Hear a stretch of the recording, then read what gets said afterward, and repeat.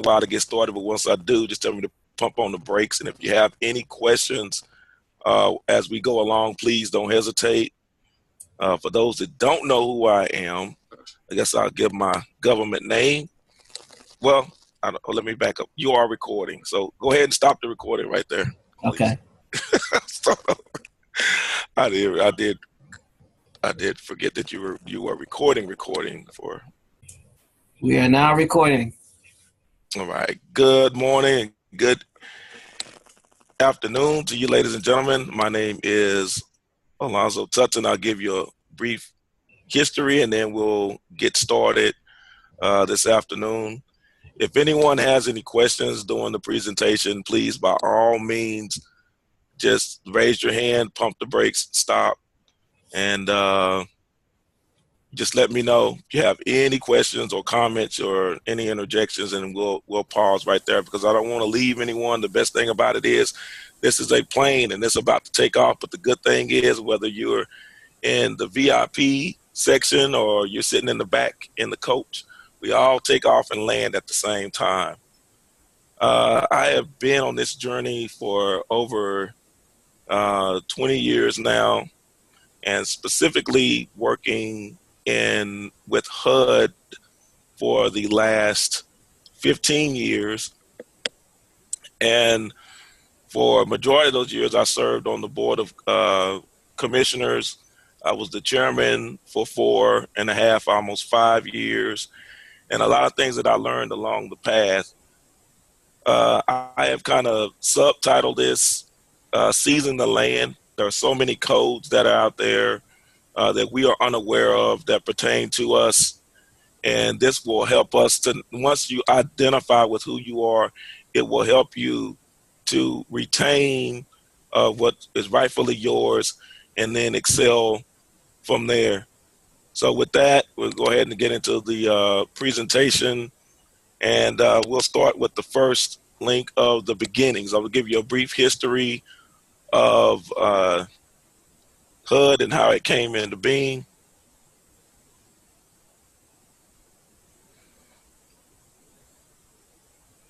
And as you can see, it was known as the National Housing Act, which went into effect in June the 27th of 1934. So this has been around for a long time. It started under the New Deal, and it was one of those things that the veterans coming back after World War I really didn't have any benefits because this was prior to the GI Bill or the housing and things that are available to veterans today. But we're going to get into a little bit of how this came about, a little backdrop of the history of more what you see here on the New Deal, or the Living New Deal, as it was actually called. But if most of you that are you're a history buff like myself, you do recall it being the New Deal and how it came about and how it was under the Federal Housing Administration, or the FHA. And where we had the Savings and Loan Insurance Corporation. And as most of you recall, or if you don't recall, you've heard of the crash that took place in the 1920s, the Great Depression.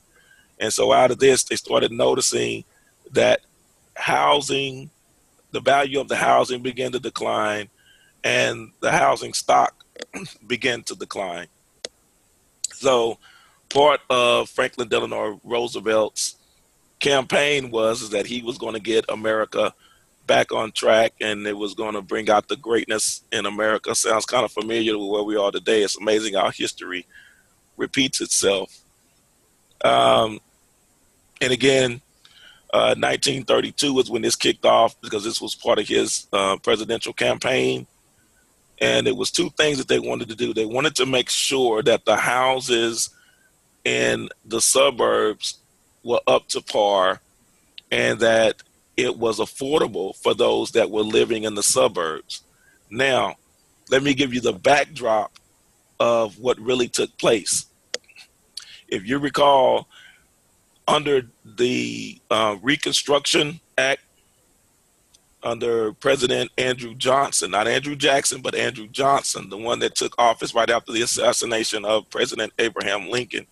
They started restructuring the South. And it was this great sweep that took place even until the 1930s. I would say the first wave. So that first, I'll say that 50-year mark, what really took place at the turn of the 19th going into the 20th century is that we were being, and I mean by us, I mean Indios, I mean those that classify as Indian, Aborigines, indigenous, were removed from our land. Because at that time, we were living in the outskirts of the city, known as the suburbs, and we would have to go into town to do our shopping or trading or whatever the case may be, because the majority of us actually lived by our hands, by off the land.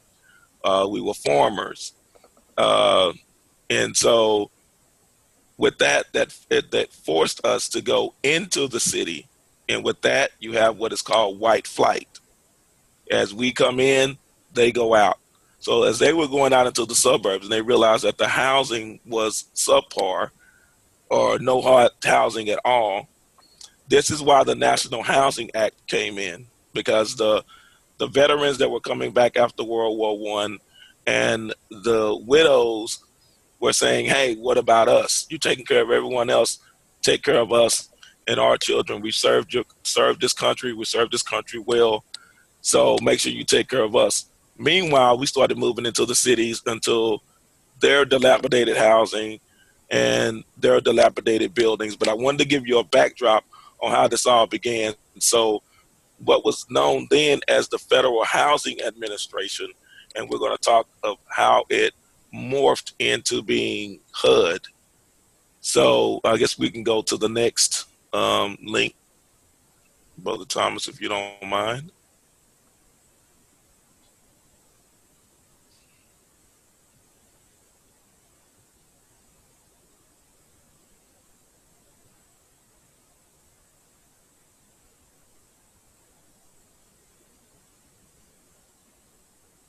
All right, here you'll see how it officially became the U.S. Housing Act of 1937. You notice how this always comes about when you have presidential candidates running for office. It's certain things that they target on, and the housing was Franklin Delano Roosevelt's. That was his baby, to walk it all the way through. So you see the initial act that took place in 1932, and then you see the second part of this act was into his second term in 1937. And as you see, years later, we have 28 years later, that the Department of Housing and Urban Development, the Act of 1965, creates the HUD as a cabinet label agency. I wanted to pause right there because you have some that may be around in the communities that is saying that the Civil Rights Act did not do anything, because there were several segments of the Civil Rights Act that took place during the 1960s, and this was one of them, dealing with the poor people's movement and how the Department of HUD came about. And those are the things that we may hear the speeches of Reverend Dr. Martin Luther King on the surface, but we don't understand what took place behind closed doors when he was invited on numerous occasions to the White House. And if you notice, I'll skip down. I know you can read that at your own leisure. And I'll skip down to 1968, where it mentions the riots after Dr. Martin Luther King was assassinated, and the Civil Rights Act, known as the Fair Housing Act, outlaws most housing discrimination, and it gives HUD enforcement responsibility. At that time, prior to this act taking place in 1968, on paper, we could receive housing, but that was not always the case. You know, there was a lot of discrimination going on, and the best example I could give of that is, if you all remember the play that they turned into a movie, A Raisin in the Sun, and what they were dealing with, and how you would have the neighbors of the new community, the affluent community, would come and try to buy uh, Aborigines, indigenous people, Indian people out of their precious neighborhoods. And so this took place all across the United States. And so the Civil Rights Act of 1968 gave us some leverage to actually go in and hold the people accountable when it came to fair housing. Of course, most of you know we still have a long way to go, but this got the ball rolling, and this laid the foundation. So for those who say that the Civil Rights Act actually did nothing for us, you can show them this and show them that, oh, contrary, it actually did.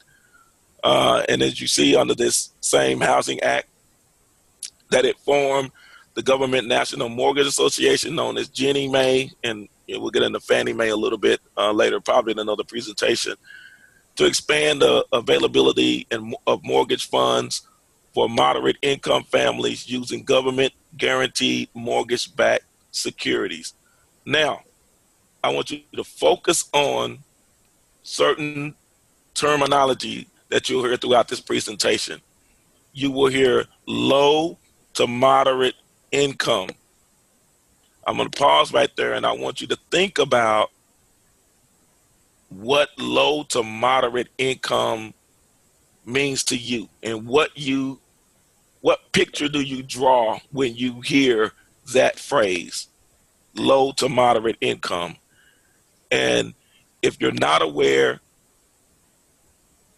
what that actually means, hopefully I can influence you and change your mind before the end of this presentation on who it actually impacts. But going along to, and I know this president was not very, very well liked. However, this president actually put into application some things that we'll talk about in another presentation under another program under the Community Development Block Grants Program, and that is former President Richard Nixon. We all know the controversy, and most of us think about Watergate, and I am not a crook, but one of the things that he did help to establish is the Community Development Block Grant Program. And again, like I said, we'll get to that in another presentation. But this kind of goes on and gives you a timeline on a lot of things that took place and who was appointed as the position of the Secretary of HUD. But one of the things that I wanted to focus on, to go back into 1968, you recall prior to that, there were several riots that were going on all over the United States, and especially during and shortly thereafter the assassination of Reverend Dr. Martin Luther King. And people thought they were just rioting just to be rioting and tearing up stuff just to be tearing up things. No, this was based upon dilapidated housing, poor housing.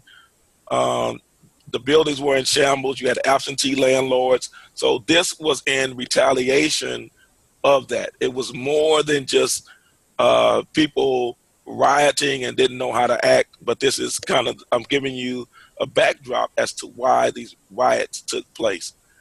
So that's a little bit of the timeline that's there, and for the sake of time, I won't bore you and read you any details, and all these will be free to those that are actually here in the presentation, so you can look over, get the links. Brother Thomas, you don't mind sending those out after the presentation to everyone as well, I would greatly appreciate it. So we'll go on to the next link.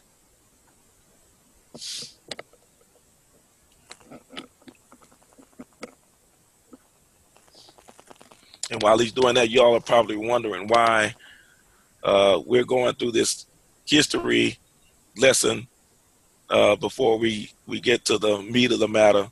But there is a method to my madness. All right, here gets into the codes. And as I share all the time, when it comes to HUD, you may hear people say HUD codes. There are no such thing as HUD codes. None. Absolutely none.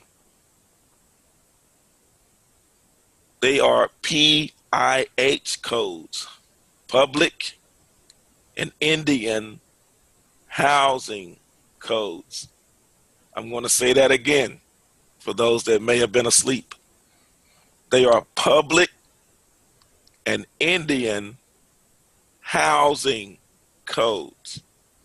As you look at the overview section there, where it talks about the Code of Federal Regulations, CFR, is Title 24 and is often referred to as 24 CFR. And it's Chapter 9 of 24 CFR entitled Office of Assistant Secretary for Public and Indian Housing Department and Urban Development. Let me rewind the tape. Public and Indian Housing Department of Housing and Urban Development. Ladies and gentlemen, brothers and sisters, this is meant for us. This is why you have a particular group that does not want us to know who we are. And then you have others that are claiming to be us and are not. It is more than just having a title. It is the benefits that go along with this title. So I wanted to bring that out. There is no such thing as a HUD code. It is all PIH codes, public and Indian housing. And we can go to the next link. I want that to really sink in with some of us. And now you can start to see the separation of who's who. Those that don't know who they are, those that are claiming they know who they are, and those that actually know who they are. And I'll put a fourth one, and those that know who we are, and just hoping that we don't know who we are.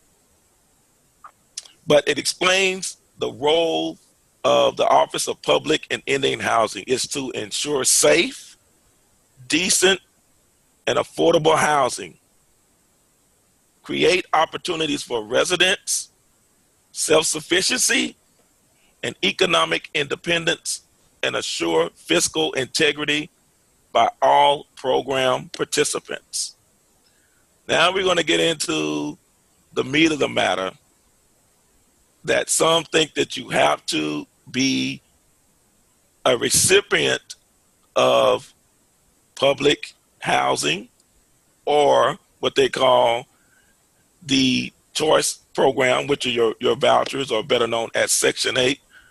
But au contraire, mon frere, we're going to get into who actually could and should benefit from these programs. So we'll go to the next slide.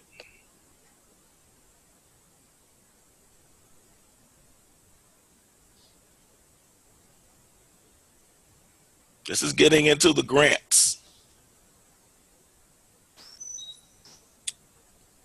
How does it work? HUD awards grants to organizations and groups through a competitive process. These notices of funding availability, or NOFAs, will tell you what funds are available and how to apply. Many of the, remember, PIH, Public and Indian Housing Opportunities, are found within HUD's annual Super NOFA. You have to say you hear all these acronyms when it comes to the government. It said below are PIH NOFAs and their details. We're going to talk briefly about Hope 6. And so this way, Brother Thomas, you don't have to click back to the next one. You can actually just click on Hope 6 from here. If you can.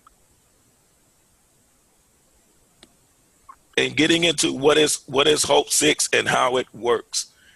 And Hope 6 was developed as a result of recommendations by the National Commission of Severely Distressed Public Housing, which was charged with proposing a national action plan to eradicate severely distressed public housing. The commission recommended revitalization into three general areas: physical improvements, management improvements, and social and community service to address residents' needs.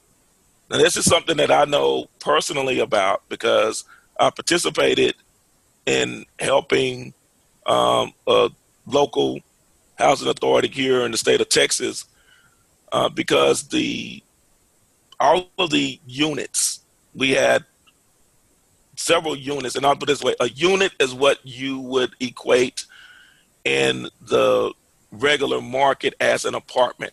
So if you hear me say the phrase unit, just interchange it with apartment. So there were several units or apartments that were on four different campuses spread throughout the city.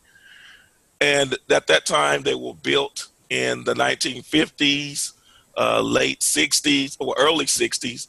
And so they were full of asbestos, lead-based paint, they had lead pipes, and we all know what asbestos does to you. We know what lead does to you. Uh, and so they were in dire need of being demolished and being rebuilt. There was one community in particular that I wanted to start with, and that was our senior community. That was not only dealing with asbestos and the lead, they were also dealing with mold.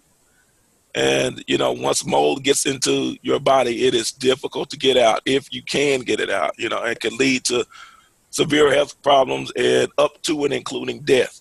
So that was one of the areas that I wanted to start was with our seniors and work our way through. So through this program, you were able to we were able to actually get that off the ground, and the senior community was demolished. They had to take the topsoil because it was contaminated between the lead pipes, the asbestos, and the mold. Um, and again, there's funding out there, programs for that, working in conjunction. And some of you out here will say, well, I'm just an individual. What can I do alone? But I'll make sure that it's a network. It's not just you by yourself to walk you through that process. And each local housing authority or community housing authority or county housing authority has someone that should be a liaison between you and the Department of HUD, the Department of Housing and Urban Development.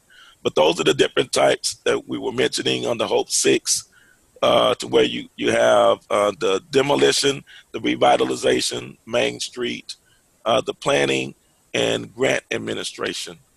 So if we could, brother, if you could just actually do the back arrow on there for me, and then that way you don't have to continue to go on back to the sheet. And now let's talk about this Indian Community Development Block Grants. That second bullet point that's here on how HUD works in these supernovas.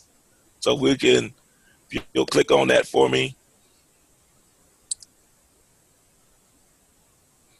Now, I'm going to pause right here and talk about who is an Indian.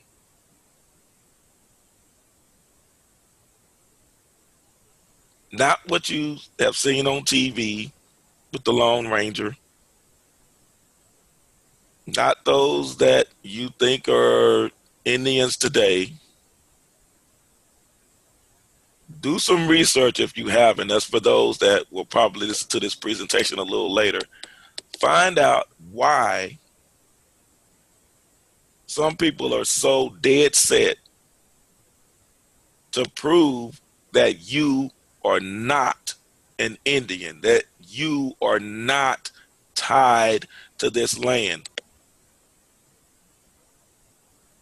I'm gonna let that sink in for just a little bit, and then we're gonna continue into the presentation. Think about why certain people, and you have to jump through so many loopholes, and then they pour the loopholes, they pour gasoline on them, and then they set them ablaze, and you have to jump through them the size of a Cheerio. Why? Well, now we get to where the rubber meets the road as to why.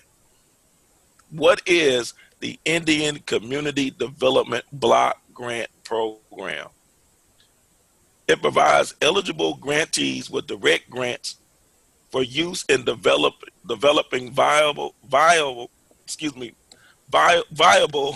Indian and Alaskan Native communities, including decent housing, suitable living environment, economic opportunities, primarily for low and moderate income persons. Again, you still have that picture in your mind of what is a low or moderate income person? Hopefully, again, by the end of this presentation, I'll change your perception and your perspective. Again, projects funding by the ICDBG program must principally benefit low to moderate income persons. Underneath 24 CFR 1003.208. The program regulations provide for two categories of grants: single purpose and imminent threat. Now, you notice that it provides grantees with direct grants, meaning it comes straight from this department to you, to Indian and Alaskan Native communities. But here's the kicker. It does not say that it is primarily for Indians or Alaska Natives. It's stating the community. And you can't have a community without the land, which means as an Indian, you can service any and everyone that you want to or have a desire to that qualifies as being low to moderate income persons. I hope you all are following me. I really hope you all are following me. That it is so much more. I hear brothers say all the time that it is not about the color of your skin. This movement is a poor people's movement. So now you'll probably have a better understanding of what took place in April of 1968 and why a person had to be silenced when the narrative shifted and said, wait a minute, this is about poor people getting their share of the pie. I'll never forget the scene in the movie Life with Martin Lawrence, and they stopped there at the place and he wanted some pie. And the lady told him 35 miles down the road if you want some pie. And he was like, lady, why somebody got to die because they want some pie? Remember later on in the movie that he was in prison, they were in prison, he and Eddie Murphy were in prison, but he saw the pies on the ledge and he ran and they were shooting at him. And he dug into that pie. They went through all of that. Think about how it was a life-altering moment behind a piece of the pie. So you ask yourself, who's trying to prevent you from getting your piece of the pie? So there are two categories. Like I say, single purpose. So the purpose of grants are awarded on a competition basis pursuant to the terms published in an annual notice of funding availability, or NOFA.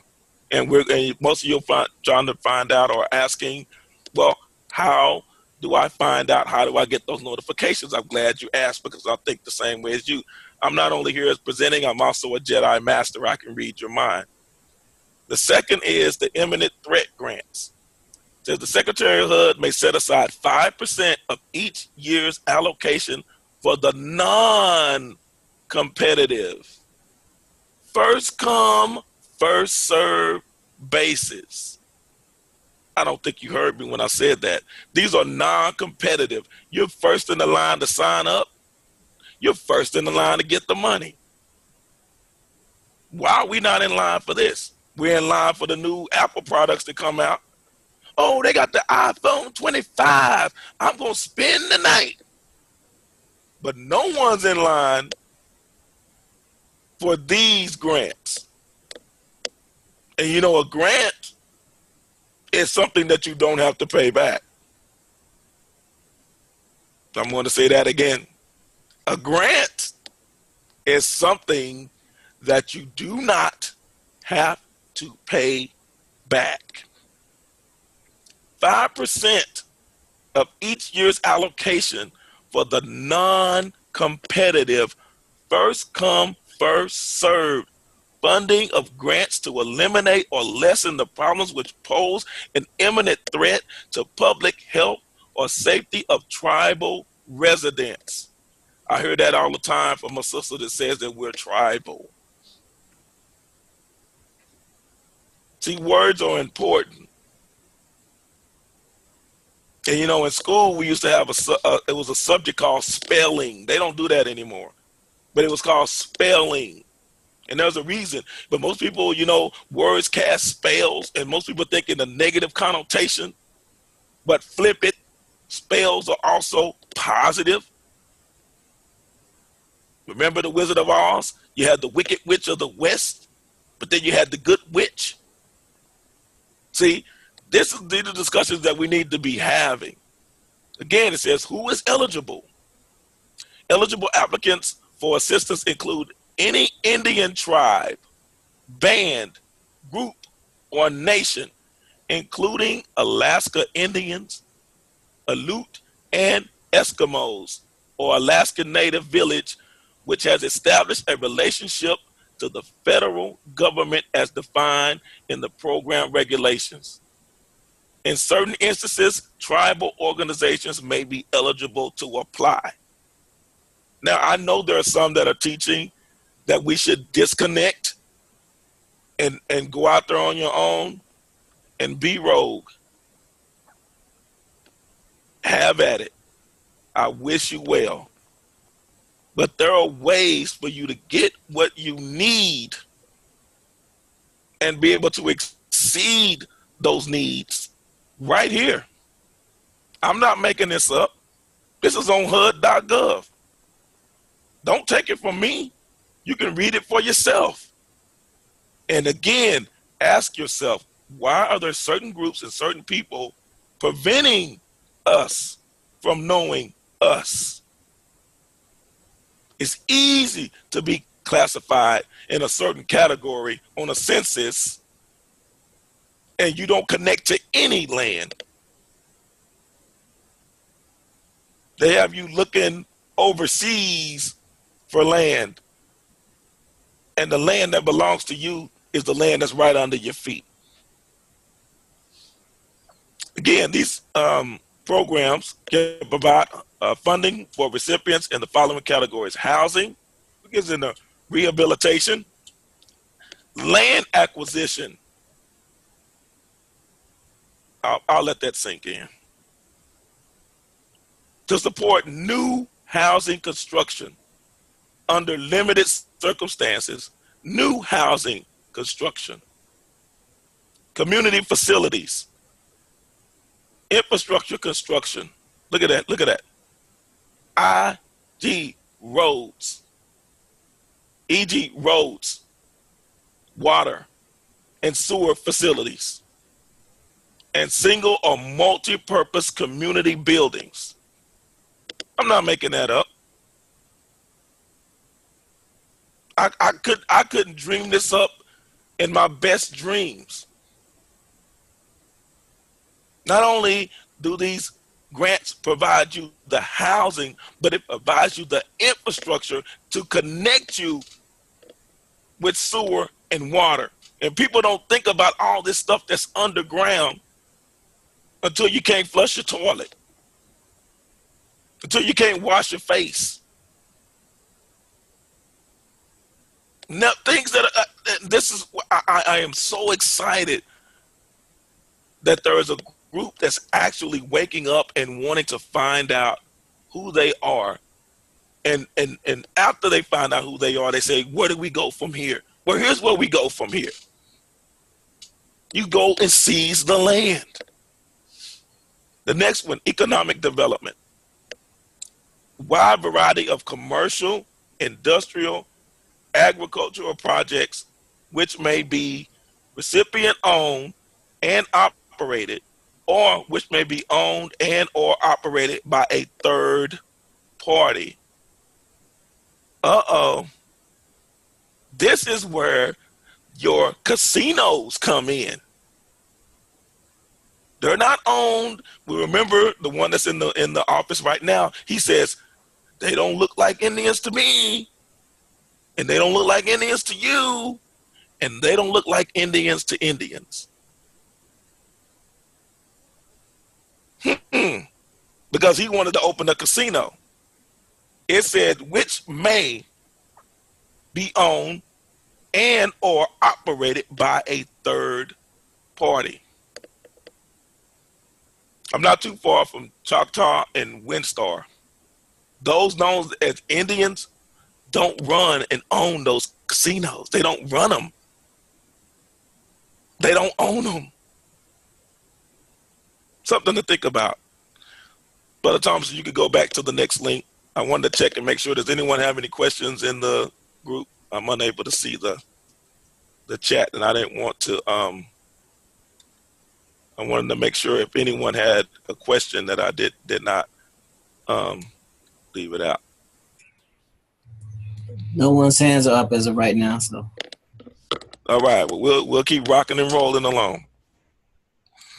The next is another one I'm very familiar with. It's the resident opportunities and self-sufficiency, which is your Ross program. And 9 times out of 10, most housing authorities or HUD offices are understaffed. So you will find that your Ross grant coordinator, your family self-sufficiency, which is the next one we'll get into, program, and the Section 3 that we'll get into the meat of the matter here are usually morphed into one person or two people that are there. But Ross deals with family ownership and elderly persons with disability. They've expanded it. And mentioning, it says a fiscal year in 2008. So in 2008, these programs have been combined into one Ross Service Coordinators program. Every housing authority or HUD office must have this personnel on site. If they do not, and I know we talk about snitches get stitches, if they do not report them, please report them, because they are violating federal law. Because this is your tour guide. If you're lost, if you're going on a trip and you're going to another country, foreign land, uncharted waters, you need a tour guide. That is your tour guide on the local level, because each state is different. Each county may be different.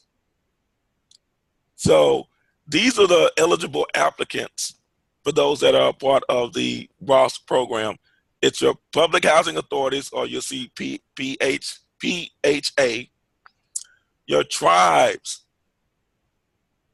Are we seeing that? Tribes, tribally designated housing entities. TDHE. I'm gonna go back again.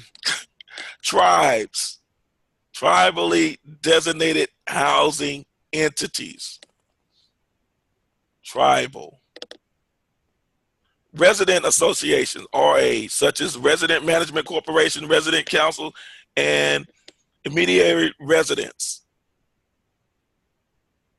with either 501c3, nonprofit, or locally incorporated nonprofit status. You hear everyone talking about status around here. Oh, well, I need to do my status. I need to do my status. Ladies and gentlemen, brothers and sisters, get you an EIN.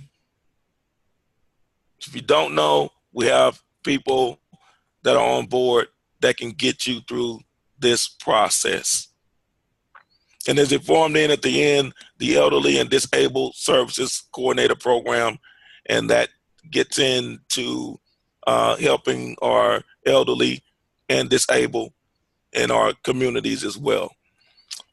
With that, Brother Thomas, can you go to the, you could just backspace and hit the back bar and go to the next one. And the Combined Family Self-Sufficiency Program, this program, and I'll start to speed it up here. In a nutshell, it's a program to help get those that are needing assistance or receiving assistance or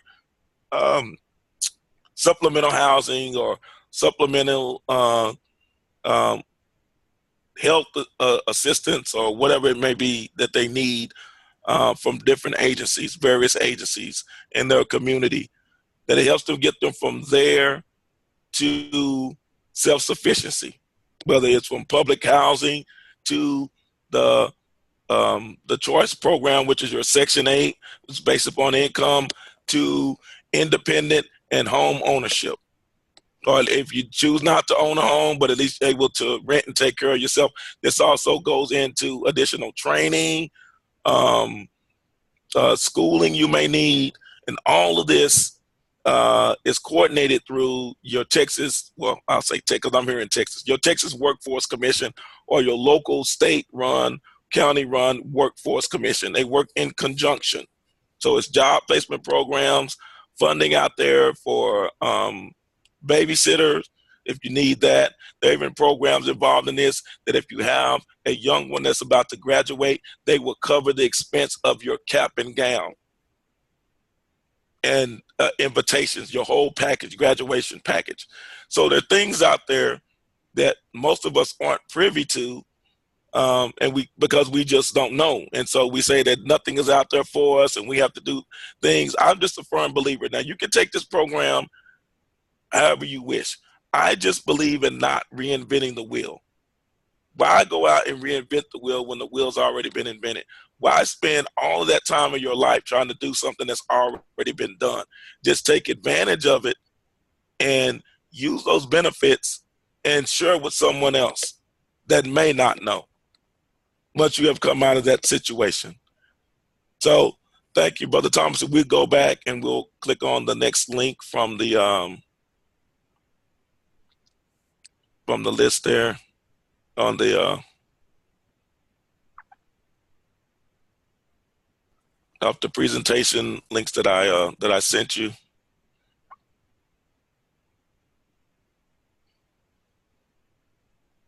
Let's see, we should be on number 6 now. Now we're getting to the part of the show that we've all been waiting for. Section 3, Opportunity Portal. And the magic word here is opportunity. Take advantage of it. You see, this has been on the act for 50 years.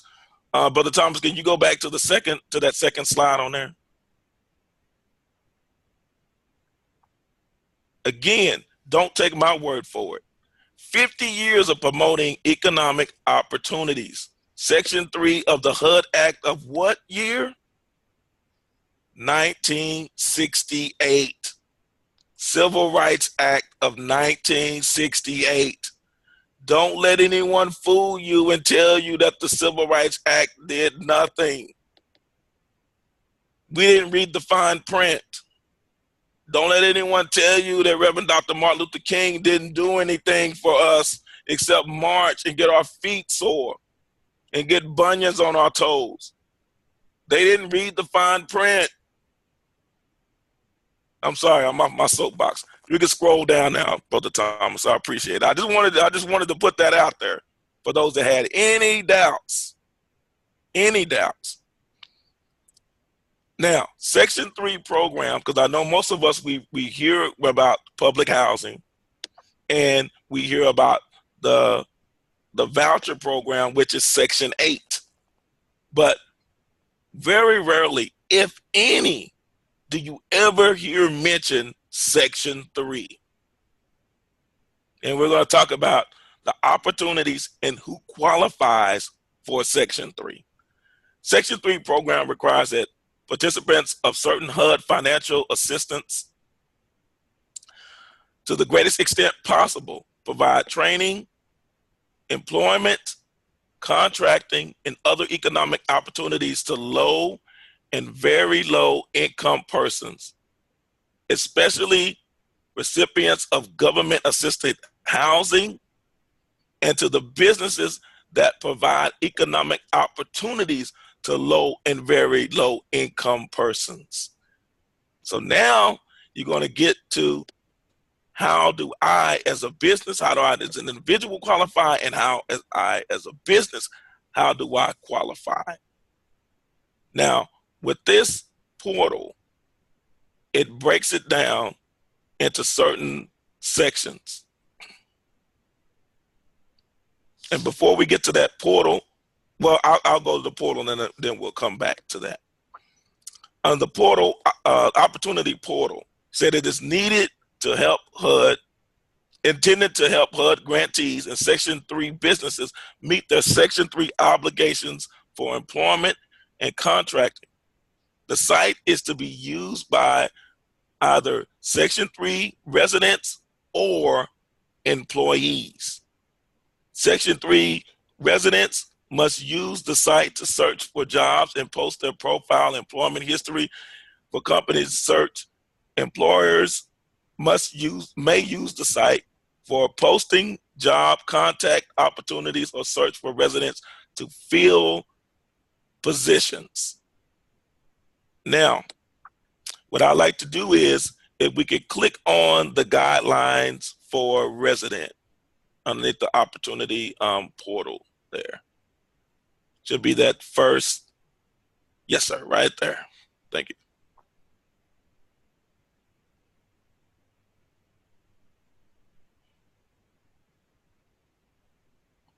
And as that's coming up, this portal actually walks you through the process on how to register as a Section 3 resident. You sign up for this and you're able to log in, see what jobs are available, what companies are hiring under these guidelines. It literally walks you through step by step.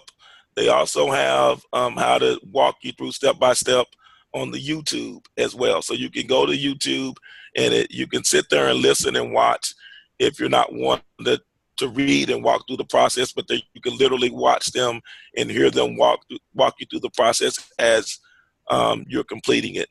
This form here, if you scroll down a little bit for me, brother, this form here just explains, like I say, literally go through the process. It tells you create an account.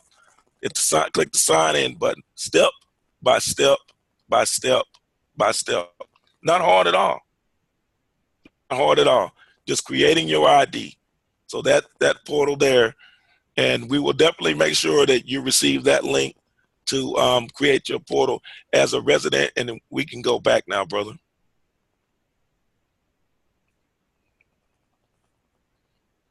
And the next one for the business and contractor right beside the resident. And the great thing about it is it's also in Spanish. So this portal here is for businesses, where it talks about the businesses and the profile for the employment and everything that you need to do. It's the same steps. You just create an account, whatever business name or login you want to use. If it's your business name that you want people to see under there, your information, confirm your email address, the whole nine. It's the same steps whether you are a resident or whether you are a business. So now we can go back, brother. And it may be at the top part of this. Can you scroll back up to this page here? Let's see.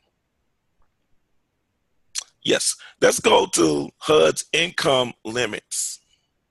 If you'll click on that blue area there, yes.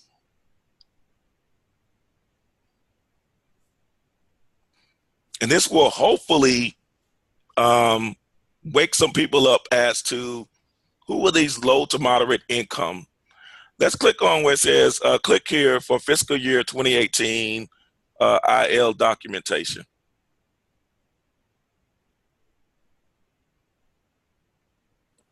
It does everything for you. Click on the state. Brother Thomas, if you could do me a favor, click on your state. Click on Virginia for me. And then click on your county.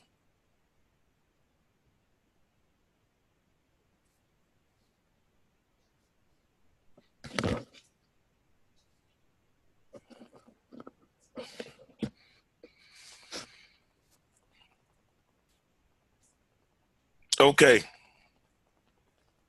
Now, are we looking at this? Do we see this? This is based upon your area. This is the formula that they use. As a resident, whether you qualify or not. So it's saying here, remember I told you again that low income is 80% of the median family income. 80%. 80%. So in Virginia, one person, if you make in that area, in that county, if you make $54,250, one person by yourself, you qualify. Now, did I change your perception on who is low income? Teachers? Mm-hmm. Police officers? Mm-hmm. Firefighters? Mm-hmm. City employees? Mm-hmm. The majority of your corporate workers that sit there in cubicles all day, and all you have is a picture of your family, because I just want to have a little touch of home, and your little artificial plant that's at your desk. Does that change your perception? It changed mine. It changed mine. Now do me a favor, brother. Can you go back up and then click on we can get to, let's get to Texas. Let's go to Texas.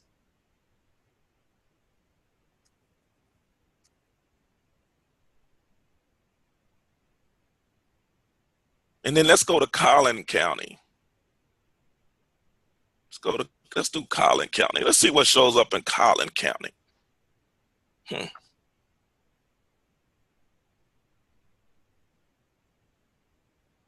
43. See how it fluctuates according to where you live? 43. Still looking at your first year teachers, first year police officers. Oh, I forgot about your nurses fresh out of nursing school. Most of your college graduates have that piece of paper, but they're not coming in making that. Does that not change your perception?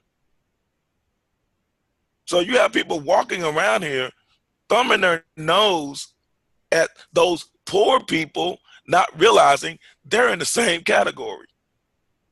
It is truly a poor people's movement. Are you with me? I hope so. Is this thing on? Hello? Just checking, making sure. Changes your perception, doesn't it? Changes your viewpoint, doesn't it? And all that is on there. That's the formula that they use. There is no magic formula. There's no magic bullet that they just pulling numbers out of the air. You don't have to do any of that. All of that is calculated for you. All you have to do is go to the website and click on it. That's it. Okay, brother, we can go back. I just wanted to put that out there. Those are for Section 3 resident participants. Just wanted to give you some examples to change your mind on what is low income. So if we can go back probably to the next link that I gave you, and I believe it may be on there, but there's something that I'm looking for and I don't recall. It'll come back to me. Probably opportunities. Okay, I think that is that the next section that we have here. Okay, we did that. Pardon me. Let's go to the mailing list. I'm sorry. We can go to the letter C.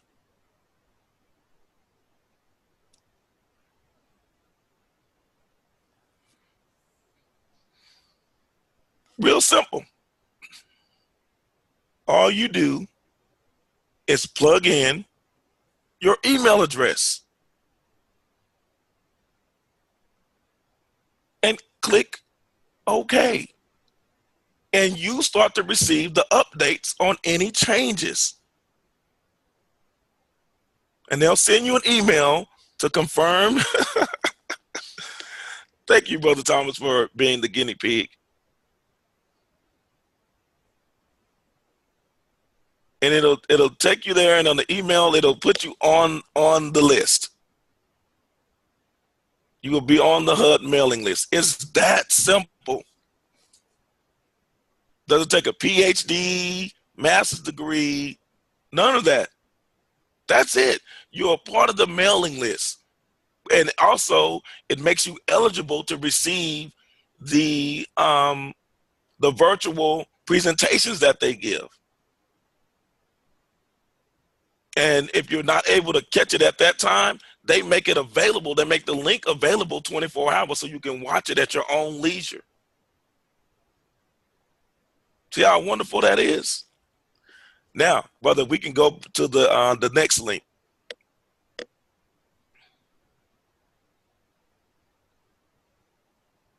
And I think this is where we'll get to what I was waiting on. It says, what is Section 3, letter D? Because there's one magic word that, compound word or hyphenated word right there.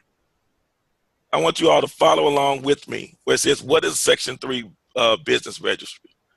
The Section 3 business registry is a listing of firms that have self-certified that they meet one of the regulatory definitions of a Section 3 business. Let's go and find the magic word, boys and girls. Self-certified. Thank you. Self-certified. In this age of we're self-identifying, I am now a goat. So now you have to identify me as a goat. I am a snail. So you must treat me like a snail. Make sure that none of my food has salt in it. I will disintegrate because I'm a snail.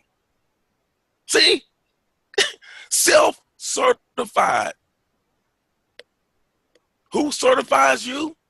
You.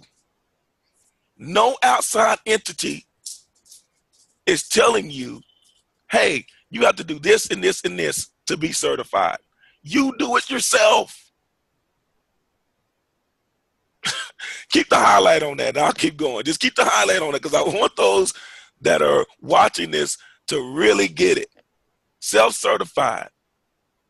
Said that they meet one of the regulatory definitions of a Section 3 business and are included in a searchable online database that can be used by agencies to receive HUD funds, developers, contractors, and others to facilitate the award of certain HUD funded contracts.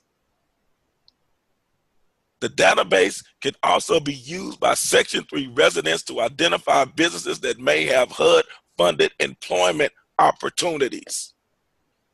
So when you hear these politicians talk about cutting HUD, they are talking about cutting you off, Indian, cutting you off, Aborigine, cutting you off, Indigenous one.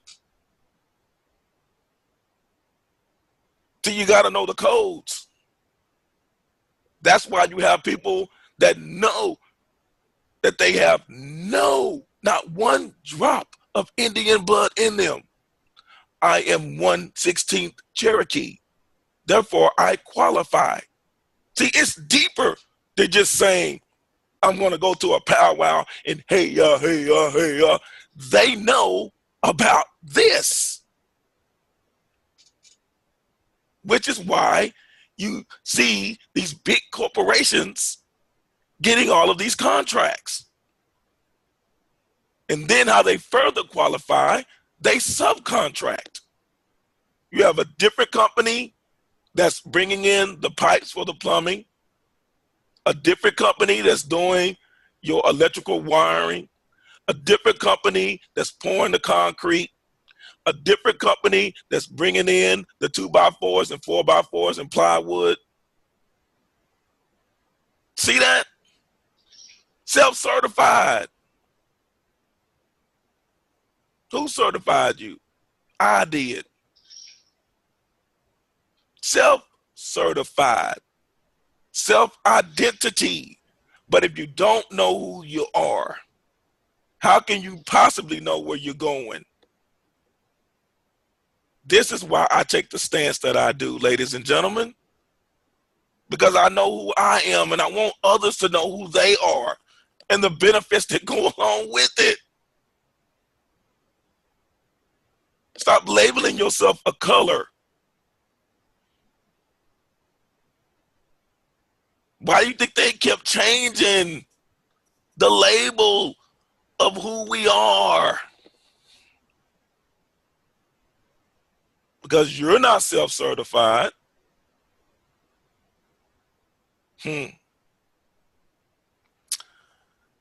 Again, the registry is a helpful tool to assist recipients of HUD funding, e.g. public housing agencies, local units of government, property owners, etc., developers, and others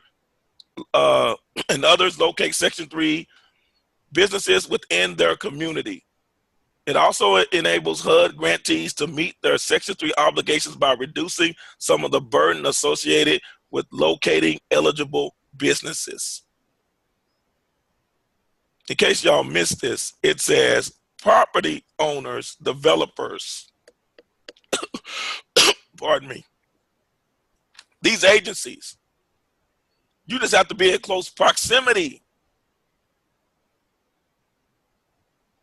Set up your business in close proximity. Why do you think some of these places of people that don't look like us set up shops in our community? And they say, I came over here with nothing and look at me, you're lazy. No, you were privy to Section 3. How do you think someone comes over here with nothing and all of a sudden they own in a store in your neighborhood, feeding you fruits and vegetables from the main supermarket that was sold a week ago and they got them out of the dumpster? Somebody's following me. I hope I'm not looking back and seeing my own shadow. Groundhog Day has passed already. Somebody's with me. We got you. Thank you, brother. Somebody is with me. So I wanted to get that, and that's what I was waiting on to get on to that portion of it. Of saying, hey, what do I need to do? What are the steps? I've identified who I am. I know what tribe I belong to. Now what do I do? Because it's not enough to just dance around and say I got my card. And I can guarantee you, we used to say when we were kids, I double dog dare you to find anyone else that's talking this outside of us right here. I double dog dare you to find anyone else in our community that's bringing this information. And I'm not making it up. This is not something that I printed off. That's why I sent Brother Thomas the links. So it's not something that I typed up, that I copy and pasted 2 and 3 and 4 different things together, trying to mix and match. This is directly from HUD.gov.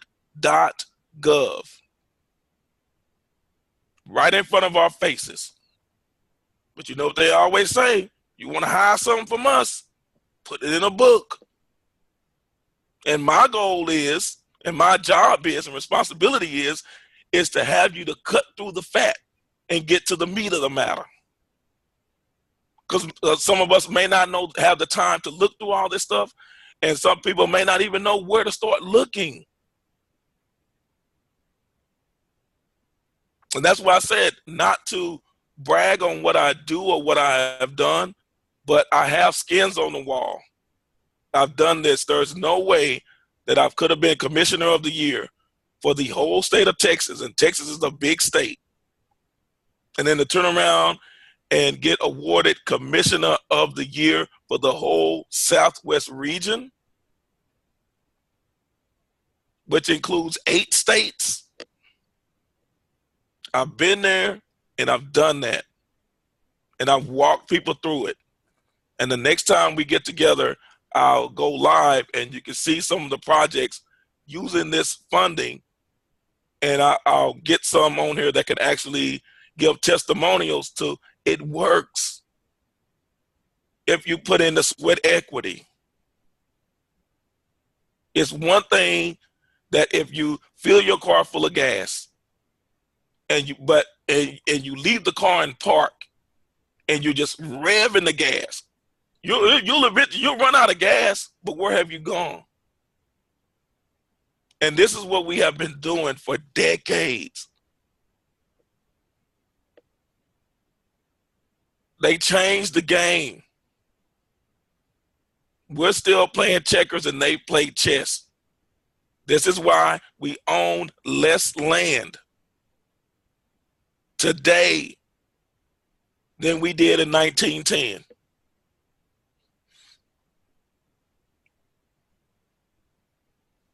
They ran us off of our land, pushed us into the cities, created ghettos, and now we're stuck. And the whole world is looking at us, and they're saying, if they only wake up, if they only wake up. It's the domino effect. Once one domino gone down, the whole thing that you stack, it just starts going out and makes a beautiful design. You've seen that when they do that, they just hit that one domino. The whole world is waiting for us to wake up. Everyone is laughing at us because they know who we are. We don't. We don't. That's why they took it and put it in the codes, the public and Indian housing codes. The pen is mightier than the sword. So I'm not interested in arguing back and forth over someone to try to convince them on who I am. I know who I am. It's a shame they don't know who they are. Or perhaps they do, and maybe they're afraid. And they may just say, hey, I just want to detach myself completely from the system. Well, you're saying that over the internet. So yeah, you're still plugged in some way. I don't care how deep you are in the jungle. When you plug on to YouTube or go to Facebook, Snapchat, or Twitter, Google Hangouts, you're still connected to the system.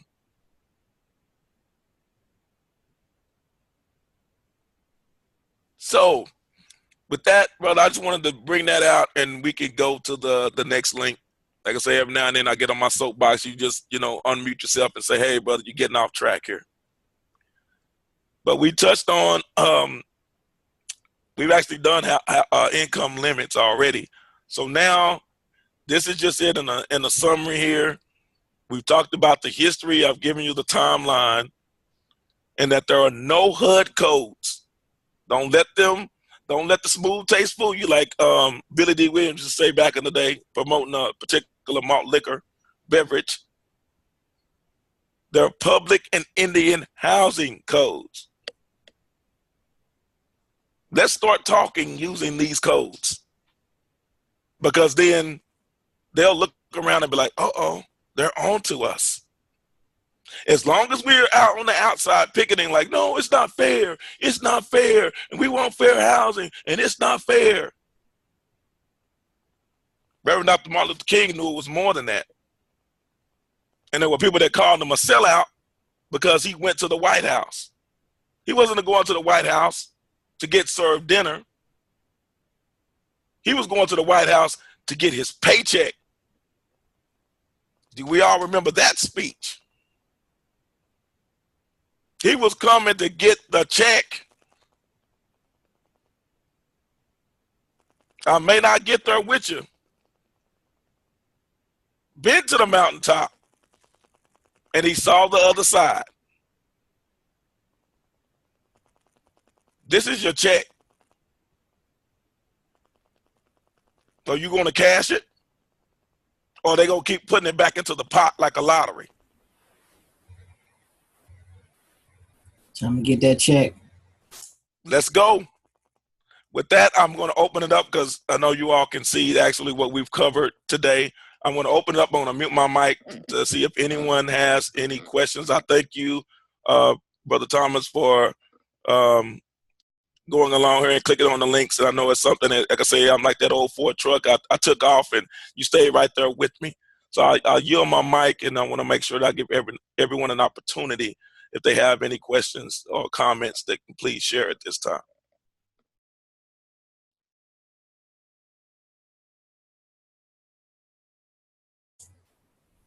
Well, I'll go first. Understanding business like I do and understanding the potential. This is huge. This is a game changer. But I knew when we first started talking, you started explaining the HUD codes and who qualified and what it takes to qualify, and how businesses could actually partake and take advantage of it.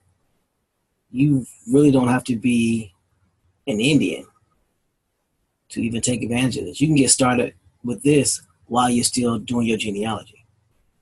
And that's huge, because that gives people an opportunity to become self-sustaining and self-sufficient, and also help those tribes that are just depending on the little handouts that they get from the government. So if we can help those tribes become and maintain self-sustainable, then we could take a lot of burden off of the government, which basically means then when you take burden off of the government, it's ironic how they always want to help those that don't need the help. That's my soapbox. And I want to thank you, James, for presenting this information. It's been very helpful. And I'm ready to get moving. I meet the mic. I don't have any questions, but I definitely want to thank you for this information, because for me, it's been a long time coming. I'm one of those, I just need direction. And once I have it, you can't stop me from reaching the goal line. So to see what's been there all this time and who it's been there for, that sense of being able to see how to practically become tribal outside of yourself, that can help the community as a whole, this is priceless. And I really feel as though this is what we've been waiting for a very long time. That whole sense of being able to take words on a paper and bring them to life. It's like bringing lost tribes back together. and being able to get back what belongs to you. And it means a lot. It means a lot just to be able to not only be able to see a clear directive, but to know who's surrounding me for such a time as this. So again, thank you for the information, and thank you for every step that's yet to come, because there's no stopping this now. There's absolutely no stopping this. I'm beyond excited. I'm overjoyed, and I'm just extremely grateful. So I'm laced up and ready to go. I yield the mic.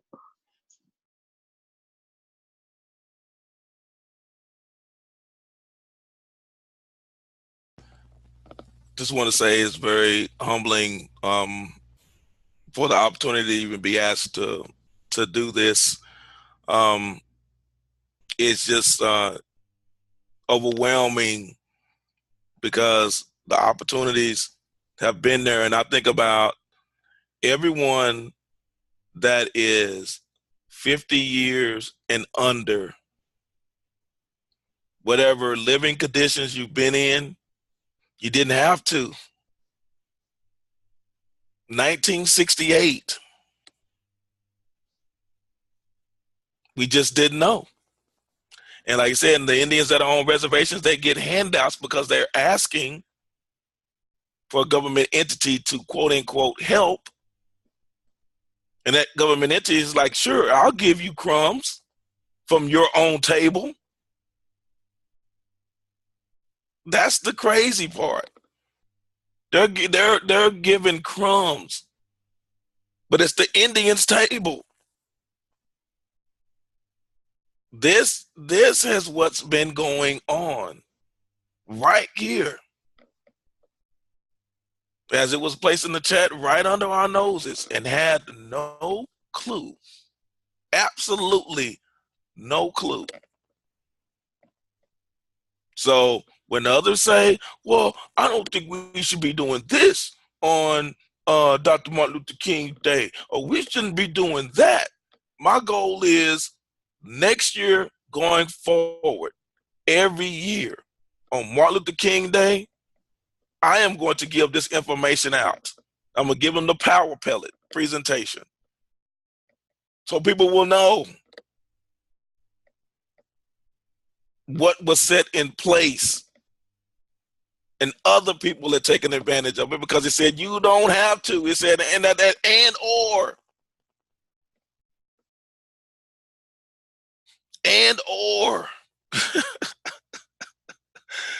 Oh man, that's what should really wake people up. The and or. Or you self-identified, or you self-certified. What are you? When the Malcolm X that asked that question, who are you? You don't know? Who told you that? Who told you who you were? Do you know who you are? If you did, you act better. You stand up straight. You walk a little taller if you know who you are.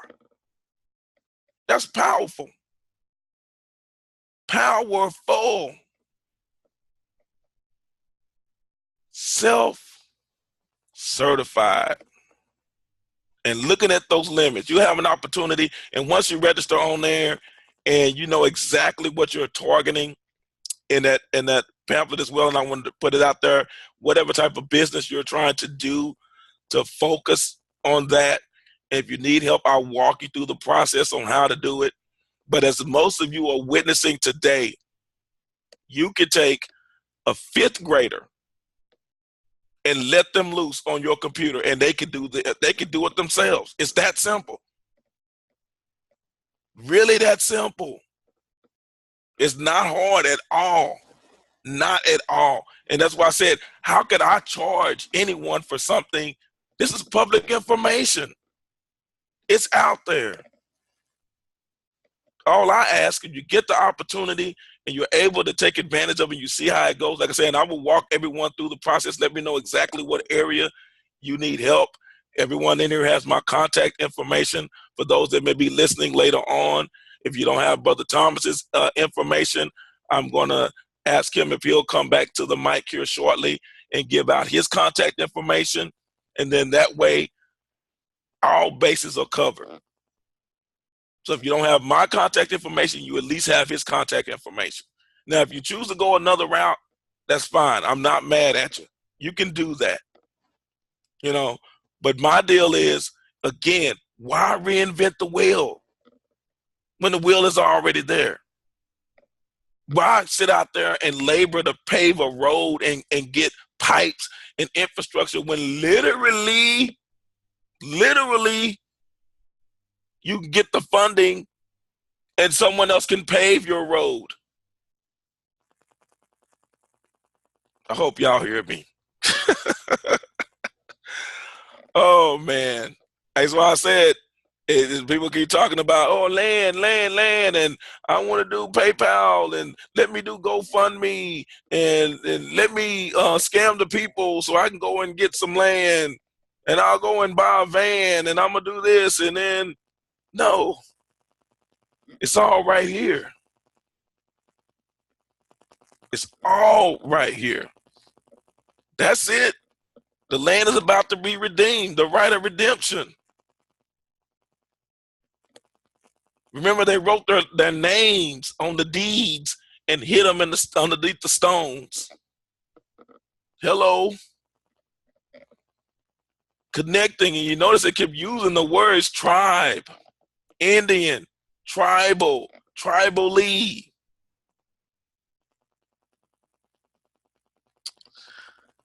We'll get it, and we're starting to get it.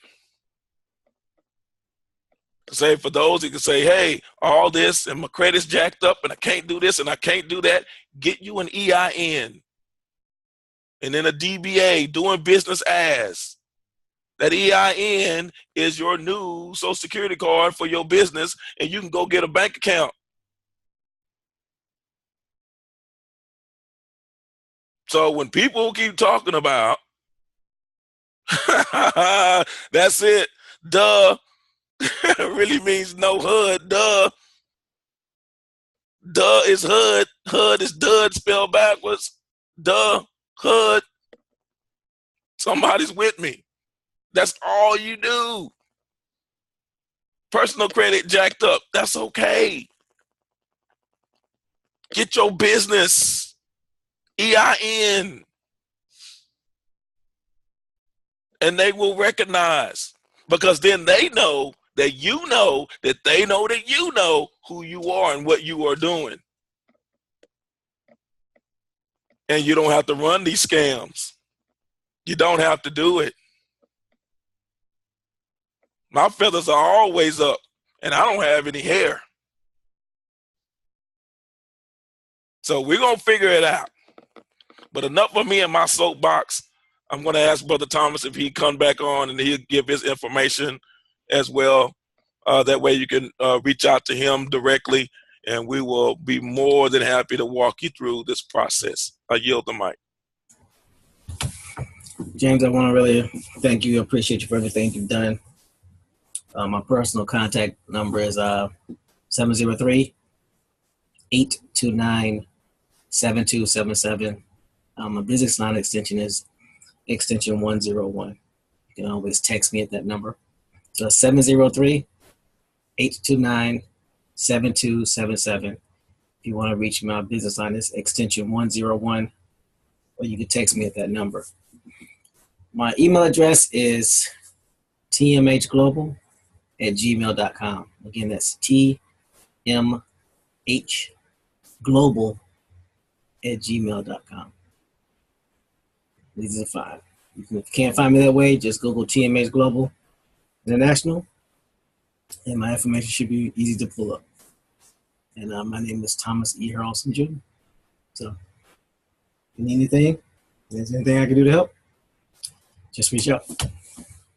And again, I want to thank you, James, for all that you do and all that you've done.